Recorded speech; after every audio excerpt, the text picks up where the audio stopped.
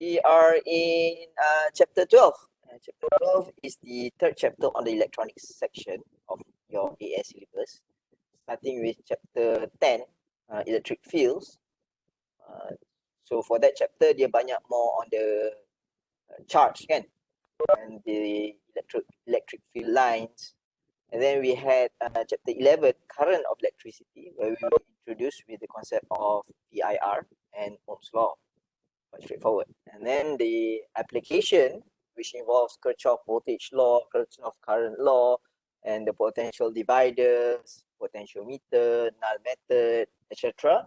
This is discussed in this chapter in this DC circuits. Okay, so we pray to Allah Subhanahu Wa Taala that Allah Subhanahu Wa Taala make ease with our matters, and we would be able to understand what we are going to be discussing today in this short period, inshallah. Okay. Question number 1, application of Kirchhoff current law. The diagram shows part of a circuit. What is the current X? So how do you go about this? We can actually define one node here. Okay. Let's just define this one node, and we try to redraw circuit into a configuration that might be easier for us to comprehend. Sebab kita tahu kalau kita discuss tentang Kirchhoff current law ni, it is all a matter of identifying the directions of the currents.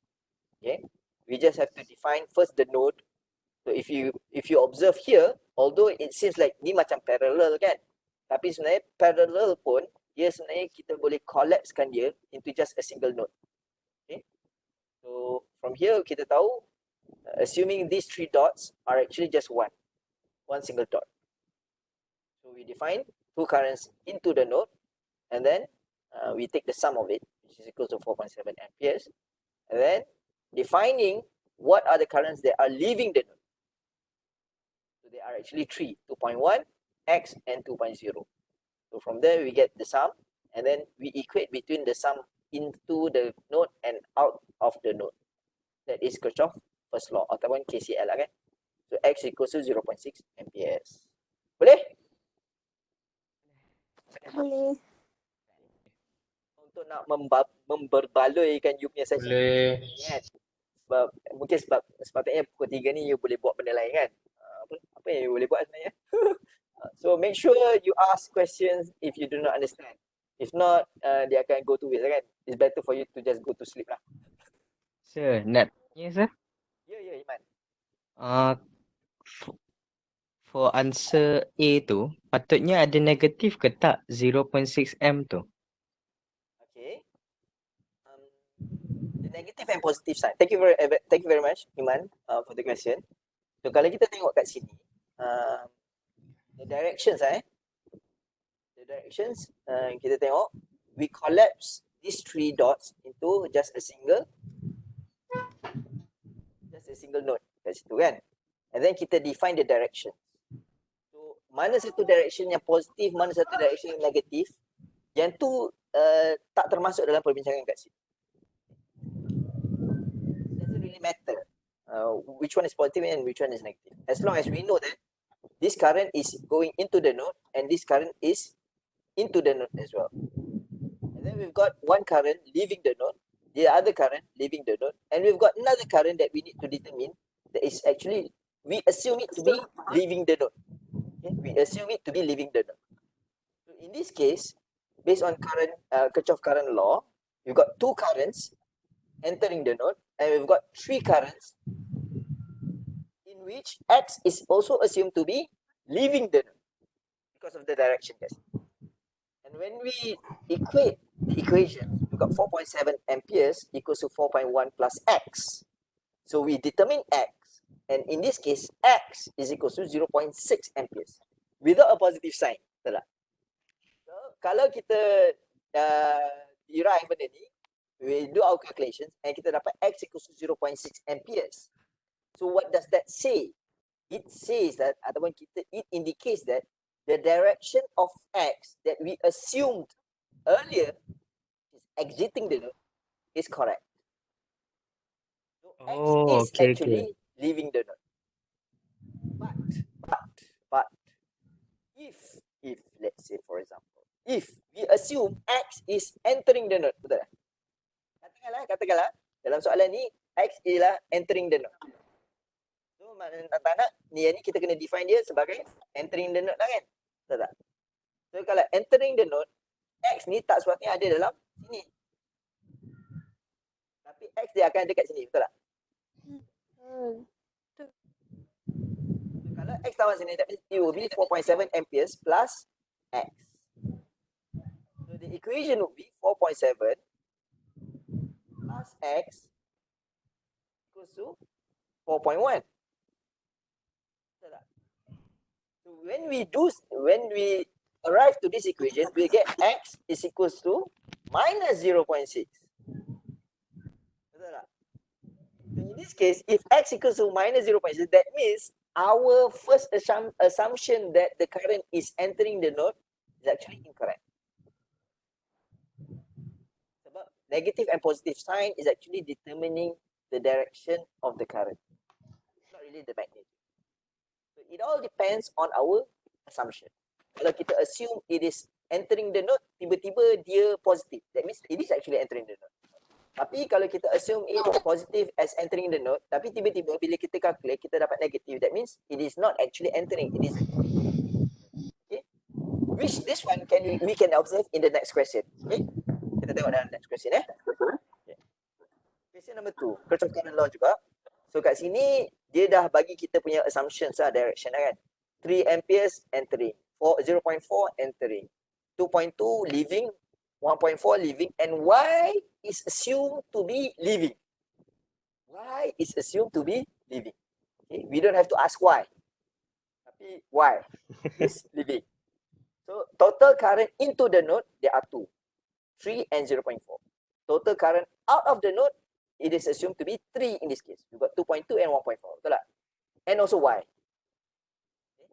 So yang ni betulkan balik nanti. This is not actually X, this is actually Y.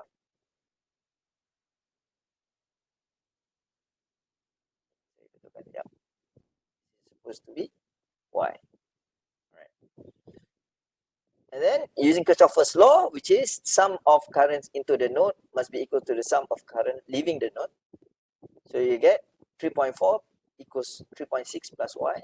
In this case, we got Y equals to minus 0.2. So that indicates the initial assumption that Y is leaving the node is incorrect. So that is why the answer is E minus 0.2. So Y must be actually entering the node, not leaving the node. So kalau kita assume Y is entering the node, it must be positive lah. Okay. Kalau kita assume macam dalam soalan ni, it is leaving the node, so that means Y is minus 0.2. So positive and negative depends on our own assumption, or depends on the question juga lah kan. Tapi kalau subjective question, it's more open-ended. So you need to be able to define the positive and negative signs are actually representing the directions. And the directions are actually dependent on our assumptions, whether the clockwise direction is negative or positive, clockwise or anti-clockwise. Okay, boleh ke Iman? Clear, sir. Alhamdulillah, good job. Thank you for the question. So now we move on. So question 3. Yes. Sir, I have question. Yeah, sure. The sign for the current kan, negative positive, kita wajib tulis ke? Macam tadi soalan first tu, saya tak tulis kan. Yeah. For second question ada negative positive. So how do we know when to use the sign positive, negative? Okay, thank you very much for the question, Hadis. Ni wajib kan, kalau wajib ni tak buat dosa. Kalau dekat bulan Ramadan lagi lah kan. So kalau ni dia tak cakap positif dan negatif kan.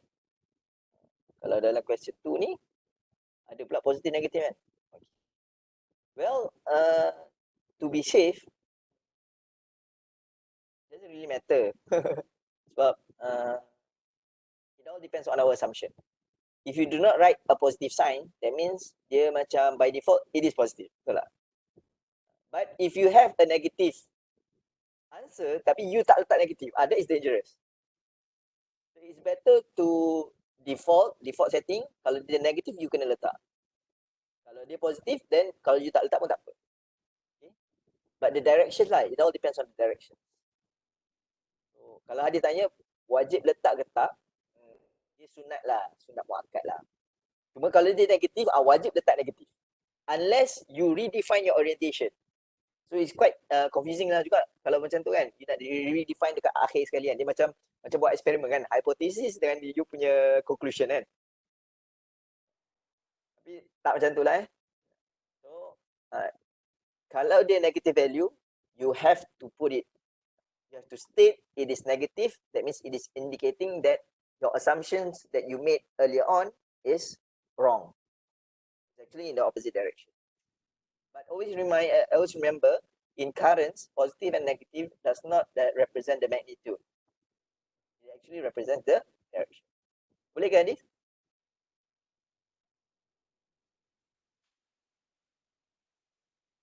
Boleh ke?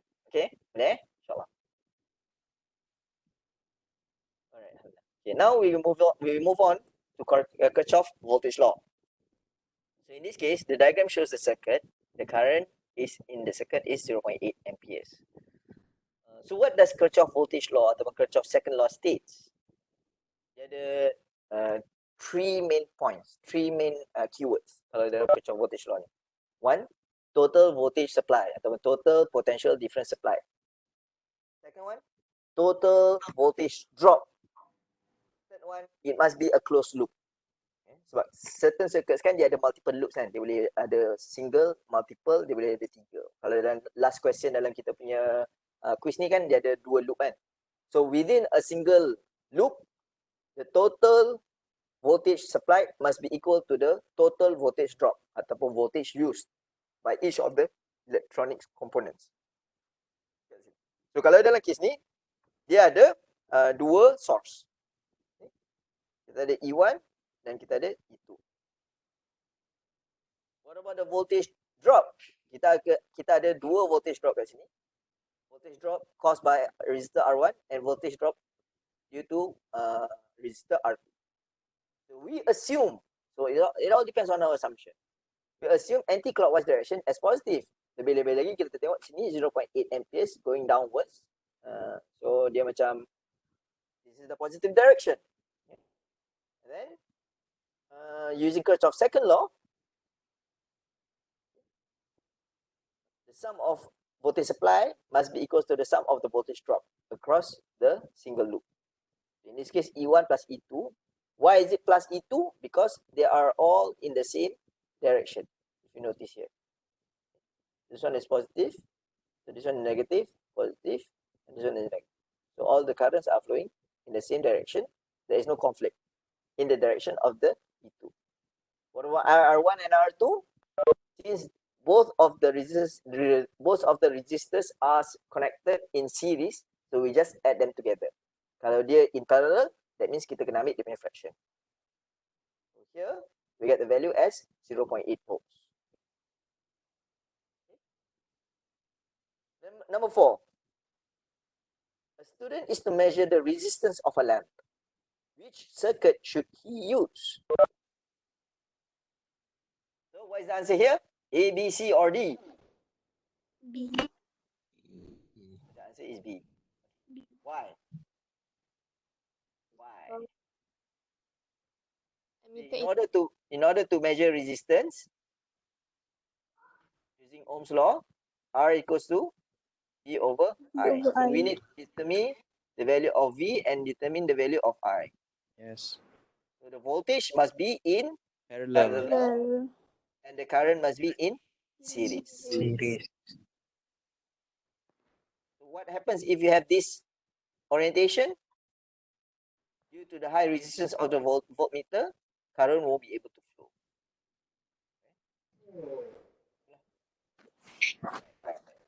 Question 5. The diagram shows a network of resistors. So this is quite straightforward kan? Patutnya kan. Tapi tak tahulah. You guys ada yang jawab salah tak? Kita tengok sikit tak? Boleh? Kita tak yang ni tengok apa ni? Ya lah tengok ni. Look at this. your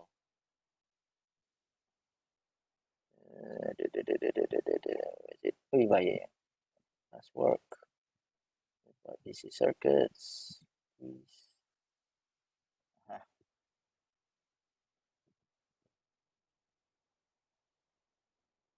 Answers. Questions. This is question number 5.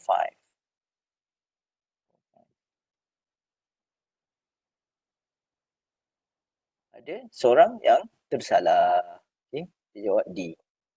Careless lah aku So, nak ceritanya, you guys know how to do it. Kalau resistors in series, you just add them up together.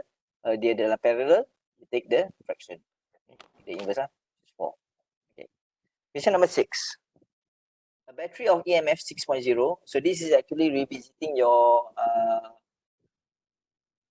oh, is that for class 1.1 or 1.1? Tajam mata awak. Oh, this is actually 1.1 betul lah. Kita tengok betul tak betul lah.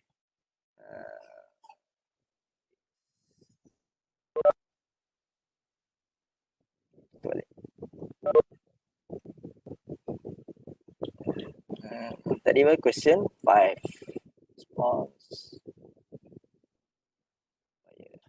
Question 5. Aha. Lebih kurang sama. Tapi dia jawab C instead of jawab D. Okay. So, okay lah, boleh lah InsyaAllah. So, siapa yang tersalah jawab C tu, please come and get back to me Alright. So, question 6 is actually revisiting your potential divider circuit. You've got EMF 6, so you can actually ingat balik this equation, this circuit. So, the terminal of the EMF is this one, positive and negative. Everything that is located within the green line is your EMF, where it has an internal resistance here. So kat sini kita ada E as the source, and you got voltage drop IR here, and IR in the internal resistance. So obeying the Kirchhoff voltage law, you can get the final answer as 47 ohms. Okay. Straightforward lah kan? So yang ni dia macam mengulang balik the question on potential dividers last week. Question 6 until question 10 sebenarnya question on potential dividers. Okay, what about question 7? So this question is quite interesting. So let's just see about question 7. 9 response got it right. 5, 4, 1. Oh, you got all of the answers A, B, C, and D. MashaAllah. So it's like half of you got it wrong, half of you got it right. So I would like to invite anybody who got right to actually explain why E2 is less than E1.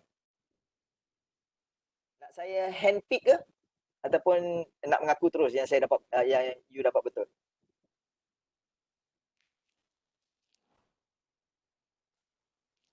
Saya tengok lah Okay. To save time. Siapakah the lucky people who got it right? Let's click on this. Aha. Kuat Aca Iman, Zatul Zafira, Nurina Suhab, La Azam, Nur Kalisha, Ahmad Iqmal, Luqman Hakim, Muhammad Yusuf. So siapa yang nak jawab? Any one of you? Why is the answer D? Siapa nak?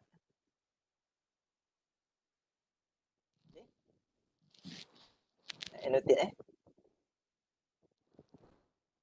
Kalisha betul ke? Okay.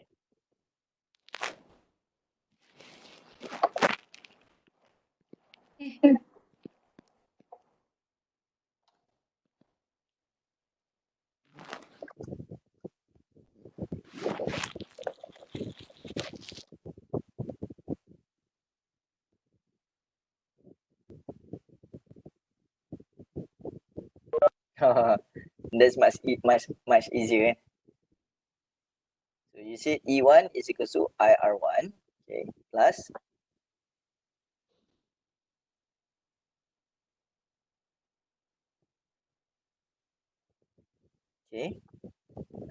a little element of supply, a little element of surprise there. We are anxiously waiting. I'm done. You're done. Is that it? So, Yes. why is it less than E1? Why is E2 less than E1? Oh, It was loading. oh loading lambat sikit. Okay. So here, okay, that's very good. Very good. So you assume, bukan assume lah, based on the question, the current of the emitter is 0. So when I is 0 here, that means no current is flowing lah kan. So kat sini, current is 0. So what is the value of E2 kat sini? The value of E2 is equals to I times R1 kat situ. Okay. Whereas for the value of E1 kat sini is equals to 2 volts. E1 is equals to IR1 plus IR2. So from here you assume that you can conclude that E1 is greater than E2. Yes. Betul ke? Is that how you explain it? Oh wait. I just. Oh, but I did something wrong there. The I for E2 is different from I. Is it different?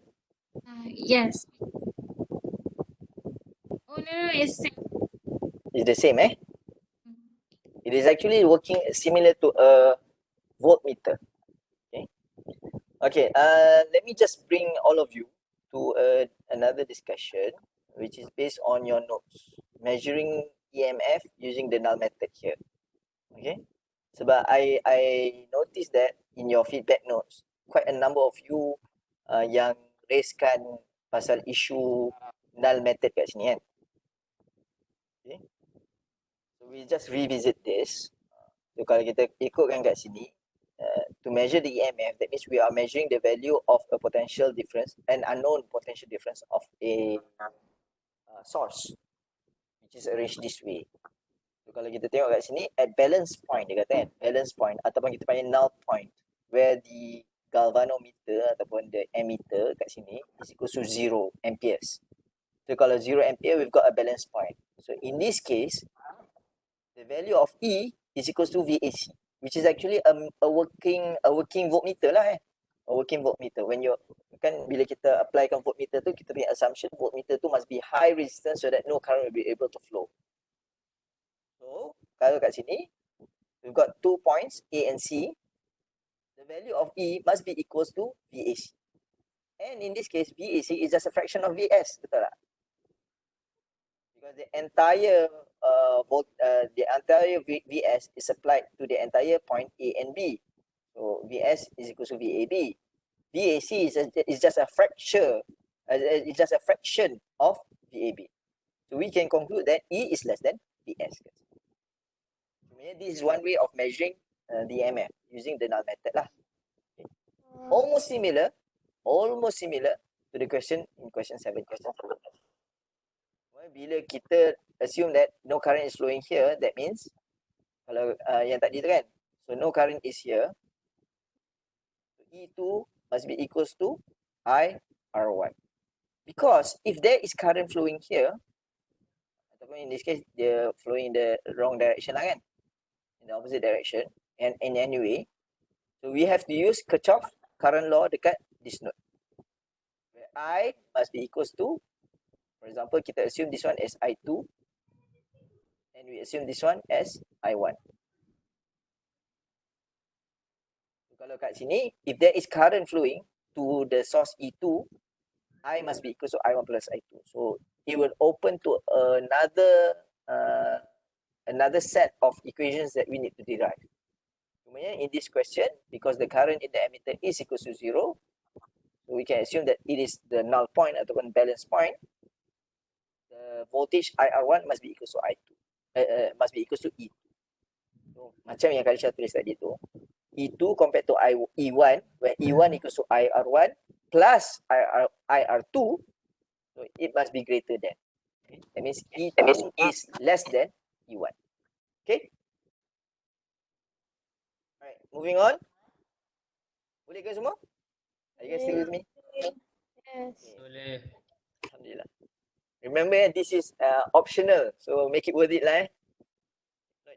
You should be better sleeping off. Ataupun baca Quran lah kan, petang-petang bulan Ramadan ni kan, insyaAllah. When potential difference across the terminals of a battery is used, is measured using an analog voltmeter of resistance 95 ohms. Internal resistance. So this is similar to the potential ni lah kan, your internal resistance, your EMF. Okay. So sama juga voltage loss. We got the voltage loss kat sini. You just have to recall lah. So the answer is 5 ohms. Ini sama question yang pasal ada internal resistance tadi tu. Similar to question 6 if I'm not mistaken. Okay. Question number 9. This is referring to the potentiometer, the example that we had. So dia kata kat sini the ammeter in this circuit reach 0. So if the ammeter is 0, kita assume this as it being the balance point lah. Balance point ataupun the null point, where the voltage across this resistor must be equal to the voltage across this part of the circuit. Okay, the voltage. So in this case, we've got a fraction R1 over R equals to X1 over X1 plus Y1. Assuming that the resistance R is representing the entire resistance across the circuit, across the wire lah. Assume this is the resistance R. So when you cancel out R, because this is your first equation, this is your second equation, so you get this relationship, you get the value A. Any questions? Alright, good job. Question number 10. So this is a working NTC. Assuming that this is an NTC thermistor, so dia tak cakap apa kan. Semuanya kita tahu, dia kata decreasing voltage, temperature increases. This is what is intended. She builds the circuit in the diagram but finds that the output voltage increases with increasing temperature. So it is opposite of NTC thermistor. Sama je macam satu filament. So the intended output is similar as a working NTC thermistor. So ini yang dia nak kan sebenarnya kan. With increasing temperature, the resistance decreases. Thus, if the voltage across the thermistor will also decrease. So instead of actually connecting the output to the external resistor, you might as well just connect the output to the thermistor. So what the student actually wants is a working thermistor, working NTC thermistor. So that's why the answer is D.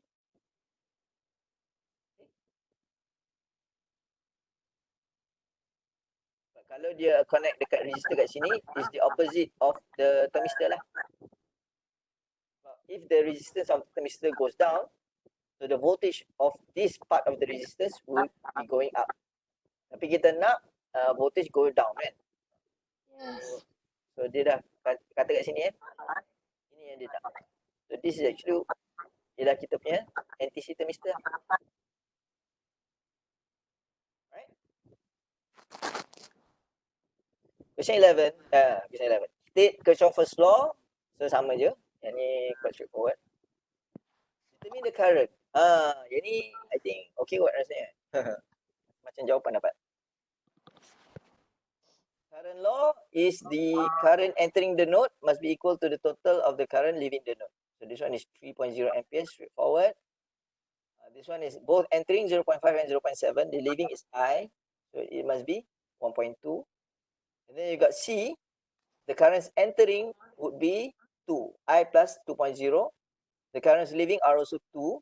4 plus 0.5. So I equals to 2.5 amperes. Current in, current out. Conservation of charge. Several identical cells are used to connect up circuits. So yang ni sepatutnya tak jadi masalah juga. Tapi somehow ramai juga yang tersalah. I'm not sure why. Probably because of terlepas pandang lah. Tak nampak kot. Yang ni kita ada dia punya ni. So you just have to define positive, negative. Positive, negative. They are all in the same direction. So 1.5 you get 3.0. And as for this one is positive, negative. This one is also positive, negative. This one is also positive, negative. So you've got 3 cells in series, but the last one is negative and positive. So last one negative and positive, the direction is negative. This is based on Kirchhoff voltage law. Assuming that this is a closed loop. This is 3.0 volts. I have a As for question. this, yep. Untuk yang B tu kan satu bateri dia terbalik kan. Yes. Kalau kita buat tu, lepas tu sambung kat mentol tu nyala tak?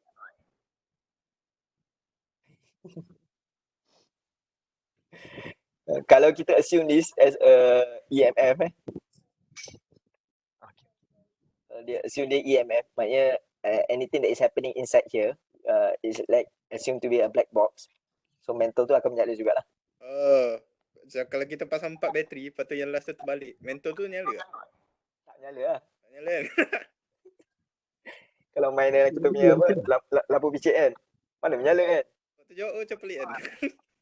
Itulah, so sebab tu jawab kosong kan? Yang last tu kosong lah. Okay.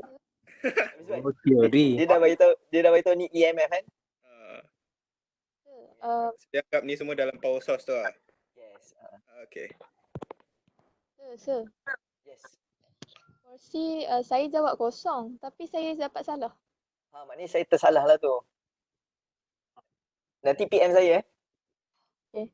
Sebab saya buat benda tu pukul 2 pagi waktu Qiyam mulai pagi tadi. Sebab semua nampak macam semua cemerlang lah hari ni kan. Semua hantar on time kan. Tak ada yang terlewat kan. By midnight kan. Malam-malam kan. So saya pun an effort untuk nak tanda siap-siap semua. Release semua skor pagi tadi. So tapi pagi tadi memang saya dah tunggu depan laptop tau. Bukan saya tertidur Nak extra. Okay. Yang pagi tadi, yang kelas pagi tadi terlepas. Okay. So tadi ada berapa orang yang nanti PM lah. Nanti PM. Boleh Okay. Markah tu. Harga. Okay. Use Kirchhoff second law which is actually referring to KVL. Calculate the I. So ni macam straightforward lah dia macam revise balik KVL. This is the voltage source, voltage drop 1, voltage drop 2. They must be equal to each other. So you get the value as 0.2 amperes. Okay. Question 15. Sama juga. First dia kata current in the 12 ohm resistor. So here I think this one is quite straightforward lah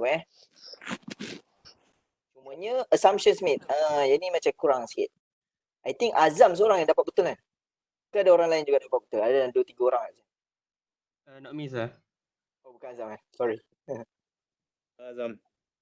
Tapi nak ceritanya the assumptions, if you re-quote the question, that means if you assume that negligible internal resistance, amboi, ingat ni markah free ke apa? Tak adalah If you repeat the same assumption that has been made in the question, you won't get any mark. Okay? But instead, what you have to do is an additional assumption that you need to do. So, ada yang jawab juga positive ke direction in the current. Well, that is not really that significant in terms of the direction of the currents. But a more practical assumption that needs to be made is in terms of the voltmeter here.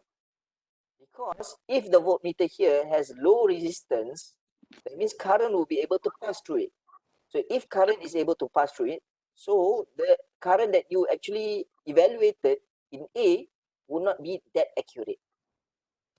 That is why we assume the assumption that has to be made here is that the voltmeter has a very high resistance. Similar to the discussion that we had a few days back kan. Cerita pasal voltmeter ni. Okay. Question 16. This is the last part. Macam-macam jawapan dapat. Masya Allah. Okay. So in order to tackle circuit-based questions, these are actually macam sebenarnya very basic lah.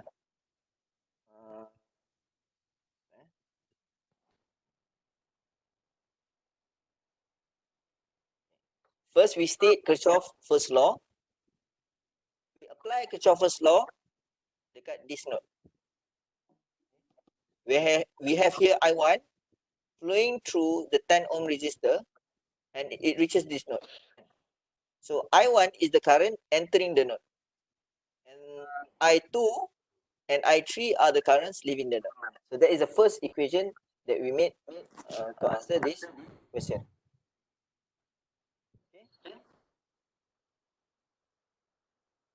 Okay.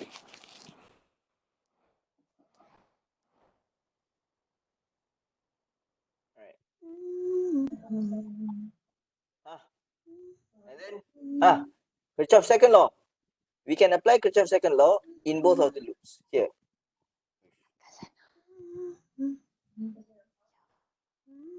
Ada nak menyanyi Who is singing? Humming. I think Ucup right? I think Ucup as well. Okay, we've got Kirchhoff voltage law applied here. Here is the source in loop 1, and then we've got two voltage drop here. One is made by the 10 ohms resistor, and the other one is the 20 ohms resistor. From there, you get the second equation. Okay, and as for the third one, it's quite straightforward. We've got one source and one resistor here. So they equate between each other.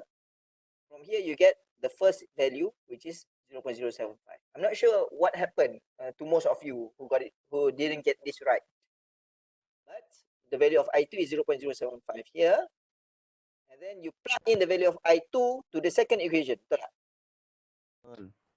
You masuk sini, you akan dapat I1. So dapatlah 0.15. And then using both of the values, I2 and I1, you get the value of I3. That's it. Yes. So that concludes our discussion. Any questions? So for loop 2, even though it includes I3, we just ignore it. Yes. Why do we have to ignore it? I3. No resistor. Because there's no resistor. So that means there's no voltage drop at that branch. If there is a voltage drop kat situ, so it would influence the current ataupun the voltages kat situ. Sebab dekat branch yang I3 ni, dekat branch I3 ni, there's no voltage drop kat situ. Because there's no resistor or there's no other electronic components connected to it. This is solely based on Kirchhoff voltage law. The loop. Okay. Any questions? Tak ada So, Alhamdulillah, we've concluded our class. I would like to apologize profusely because of missing this morning's class. Alhamdulillah, thank you very much for those who attended this additional class. Hopefully, it will not happen again. Okay. InsyaAllah. Just as an early announcement, today is Tuesday kan. Dia confusing sikit sebab semalam kan hari Isnin Nuzul Quran. Negeri Sembilan dia tak ambil Nuzul Quran, tapi kat sini kat Selangor where I'm staying at, dia ambil cuti Nuzul Quran. So dia macam confusing sikit. Oh, today is Monday ke Tuesday kan? And lost sense of time, especially since PKP is extended until after Raya kan. Dah ada kat kampung tu tahniah lah kan. Bolehlah nyanyi kan. Balik kampung kan. Tapi kalau siapa yang tak dapat nak balik kampung tu, we just have to make the best out of it lah kan. Stay safe insyaAllah. Tomorrow we will be starting with a new chapter 13, which is on particle and nuclear physics. So, dia akan main dengan radiation. Macam quiz pun pening kepala sikit sebab memang banyak facts and less numbers for you to memorize, but more facts that you need to understand in terms of the atoms and whatnot. We try to make the best out of it, insyaAllah. So the notes will be available tomorrow, and on Thursday On Thursday, we will have a review session based on the practice question. I'll try to post the lesson plan early for you guys to refer. It's either Thursday or Friday. I can't really remember. Okay. Tapi dah ada lah. If you tengok kat sini kan. Kalau tengok. Yang ni you tak nampak kan? Kalau you buka Google Classroom tak nampak kan? Tapi everything is already been scheduled. Oh. So dia tunggu je lah. So memang kita orang relax je. Kita orang macam tunggu dia post je. So nak tengok soalan ni pun boleh juga sebenarnya. Tapi itulah. The notes are all available. Boleh download nanti esok. Kita tak nak bagi sekarang sebab kalau bagi sekarang pun bukannya buka pun kan. Jadi macam ada mood sikit. All the videos are set up semua for you to yeah. And then the feedback notes, okay, due May 14. That means it's on Thursday lah kan. So quiz is also on May 14. So that means our online session will be on Friday, not Thursday. Okay? Friday, so it will be Friday morning. 1.1, it will be at pukul berapa ya? Pukul 10 ke? Pukul 10 sampai pukul 11. 10:30 alright. 10:30 to 11:30 insyaAllah. Thank you very much. So I guess that's it. InsyaAllah, thank you very much for spending time.